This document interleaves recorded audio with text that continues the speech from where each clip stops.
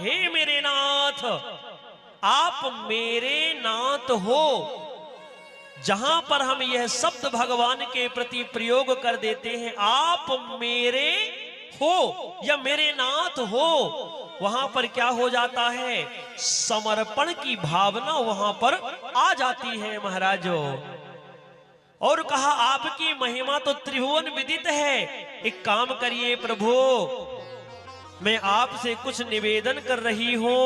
बोले क्या निवेदन कर रही हो? मैया ने कहा हे सर्वज्ञ, हे प्रभु, मैं आपसे राम जी की कथा को श्रवण करना चाहती हूं।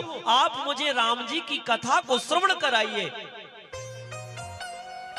भोलेनाथ ने कहा क्या तुम राम जी की कथा को श्रवण करना चाहती हो? बोले हां।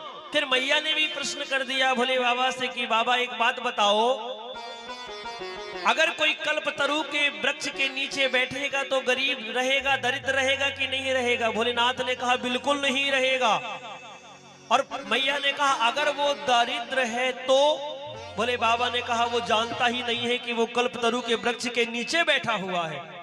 मैया ने कहा बस बाबा, यही तो मैं चाहती हूं, आप तो स्वयं कथा के मर्मज्ञ हैं, आप मुझे भगवान श्री राम जी की कथा को कहकर के बतलाइए कि दशरथ जी के नंदन जो श्री राम हैं वह आखिर ब्रह्म कैसे बन गए, वह ब्रह्मानंद कैसे बन गए महाराज, मेरी बुद्धि भ्रमित हो रही है। मैया ने कहा कि बाबा मेरी बुद्धि भ्रमित हो रही है, आप मुझे राम जी की कथा श्रवण कराइए। कहा हूं जथा, पहले सबसे पहले क्या कहा कि हे स्वामी, पुनि प्रभु कहा हूं राम अवतारा, बाल चरित पुन कहा हूं विचारा। ऐसे बीच बीच की कथा नहीं पूछा मैया ने, एक एक बात को याद दिलाया कि बाल चरित को कहो भगवान ने कैसे लीला किया, कैसे जानकी के साथ विवाह हुआ, कैसे वनवास गए, यह कथा मुझे कहकर के आप श्रवण कराइए।